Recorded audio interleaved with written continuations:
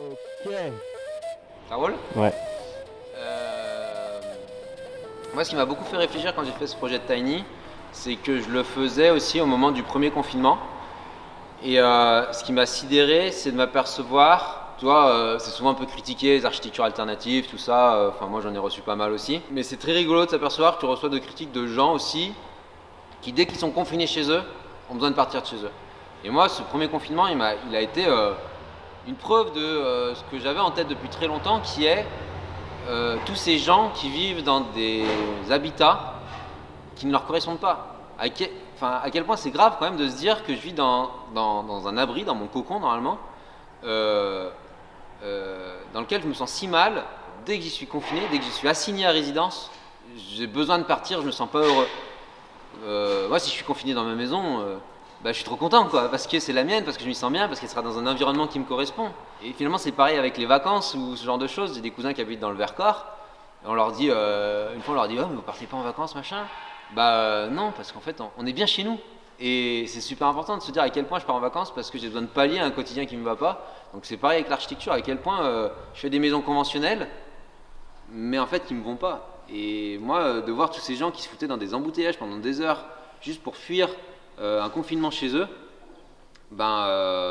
franchement, ça me faisait mal au cœur de me dire qu'il y a autant de gens qui vivent dans des maisons qui ne leur correspondent pas et dans lesquelles ils sont pas bien. Je trouve ça très important de réfléchir là-dessus. On cherche de la taille, on cherche de l'esthétique et on oublie l'âme et l'amour qu'il y a à mettre dedans, je crois. Voilà. Je voulais dire autre chose. Ah ouais, et une autre réflexion, ça tourne? Ouais. Une autre réflexion super importante que j'avais eue sur l'architecture, c'est à quel point on a des espaces qu'on paye ou qui nécessitent des ressources et qui ne servent à rien, entre guillemets. Quand j'étais en appart à Lyon, j'avais mesuré la taille de mon couloir, qui servait à rien, je ne pouvais même pas étendre mon linge dedans, et pour lequel je payais peut-être 90 ou 100 euros par mois, en fonction dû à sa surface, tu vois. Et donc en fait, déjà, toute cette réflexion architecturale qu'il y a à revoir, enfin de conception architecturale, mais aussi là, le jour, je discutais avec Anne-Cécile, qui est une designeuse de mode, et qui réfléchissait, qui se tourne vers le minimalisme, et qui réfléchissait à toute la surface qui est dédiée à des meubles, et pas à des humains, tu vois. Et quand on prend conscience de ça, c'est quand même assez fou de se dire, ouais, il y a plus de place pour mes meubles que pour moi-même. C'est intéressant de se poser la question de, par rapport à la tiny, on est obligé de posséder moins, puisqu'on a moins de place. Et moi, il y a une question que je me pose beaucoup, c'est à quel point on possède ou à quel point ce qu'on possède nous possède. Et plus on a de choses à faire. C'est-à-dire que oui, on peut avoir un compte Netflix, on peut s'acheter, on peut avoir une nouvelle application, un nouveau téléphone, on peut avoir un nouveau bouquin super intéressant à lire, un jardin à faire, avoir des moyens de transport de plus en plus rapides qui peuvent nous emmener de plus en plus loin, etc. Et en fait, au bout d'un moment, on a de plus en plus de choses à faire. C'est peut-être que des choses très bien, tu vois. On a de plus en plus de choses à faire, mais notre journée, elle fait toujours 24 heures. Et en fait, on est tous là ultra stressés par le temps. Tout le monde dit je n'ai pas le temps. Parce qu'en fait, on a de plus en plus de choses à faire, mais toujours dans le même temps qu'avant. Notre temps de sommeil, c'est le même qu'avant. Notre temps de digestion, notre temps d'assimilation, c'est toujours les mêmes qu'avant. Mais on a de plus en plus de choses qu'on veut faire entrer dans une journée. Et plus on possède, et plus on est possédé par ce stress de attends, j'ai aussi ça à faire, j'ai cette console, j'ai ce jeu, j'ai ce bouquin. Combien de fois on se couche le soir en disant putain, je voulais lire, je voulais faire ça. Et plus on possède, plus on est possédé aussi, je trouve. Et je trouve que c'est intéressant de se poser la question pour s'en libérer. Et puis même, un truc tout bête, quand on possède, on en devient presque aliéné. C'est-à-dire que quand une voiture, quand je vois les gens de mon entourage qui sont dégoûtés parce qu'il pleut, parce que ça salit leur voiture, putain, mais quand t'as pas assez de stress dans la vie pour avoir ce stress-là, quoi. Que tu te gares à l'autre bout du parking parce que tu veux pas un POC de portière sur ta voiture. En fait, à quel point on en est à être dépendant de son objet, tu vois, pour réagir comme ça. Et c'est pareil pour la voiture, c'est pareil pour une montre, un téléphone. Je vois des gens qui prennent pas soin d'eux-mêmes parce qu'ils mangent de la merde.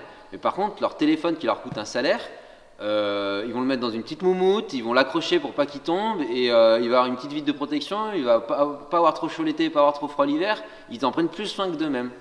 Et je trouve ça triste, quoi, de se dire à quel point on est devenu protecteur des objets qu'on a, mais pas protecteur de nous-mêmes. Et la maison, c'est la même chose.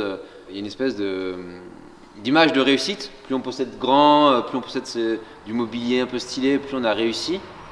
Mais on en devient esclave des maisons. En fait, je trouve qu'on échange des mètres carrés. Et ça, c'est super important ce que je voulais dire. On échange des mètres carrés contre du temps de vie. Parce que plus on a grand, plus déjà on va payer cher, que ce soit un loyer ou un crédit, donc nous aliénant à un mode de vie que souvent on critique. Mais en plus de ça, plus on a grand, sans même parler d'argent, plus il va falloir chauffer, plus il va falloir passer le balai, nettoyer, faire des vitres, éventuellement repeindre des volets, peut-être changer la couleur la peinture du bureau, peut-être rajouter des rangements parce qu'on possède trop d'objets. Mais plus j'en rajoute, plus j'en achète, moins j'ai de place, plus je mets du stockage. Enfin, du coup, on a un cercle vicieux qui se crée. Et en fait, je m'aperçois que plus on possède grand, plus on échange notre temps contre des mètres carrés. Il y a des gens chez qui je suis allé, jamais j'ai vu les chaises posées par terre. Elles sont toujours sur une table parce qu'ils passent l'aspirateur tout le temps. Et en fait, leur table ne leur sert à rien à part mettre leur chaise à l'envers dessus, quoi. Et ouais, du coup, tu en deviens aliéné dans le temps parce que tu passes énormément de temps à le nettoyer, à l'entretenir. Et puis, tu auras toujours un truc, toujours une fuite, toujours une potentielle amélioration. Tu vois, il y aura toujours un truc à changer, un truc à réparer. Et en même temps, tu en deviens ultra flippé parce que c'est tout neuf, parce que ça t'a coûté cher. Et donc en fait, non, faut pas que les gamins jouent au ballon dans la pelouse parce qu'il faut pas abîmer le gazon. Ah bah non, faut pas poser le plat chaud sur la table en bois parce que ça va la marquer. Ah bah non, faut pas boire sur le canapé parce que ça va faire une tache dessus. Bah à un moment, si c'est pas fait pour vivre, à quoi elle sert la maison, quoi. Donc toutes ces réflexions, je trouve, sont intéressantes. Après, elles sont propres à moi-même et à chacun, tu vois. Mais en tout cas, ça c'est mon point de vue. Voilà, désolé, c'était pas court. Trop bien. C'était tout pour moi. Top, hein. Bon, merci les gars. Trop bien. Chouette projet, hein, bravo. Merci à toi. Bah, un magnifique projet, hein. Bravo. Ouais. Complémentaire. Que vous voyez, ça c'était quoi? Tu veux faire un plan?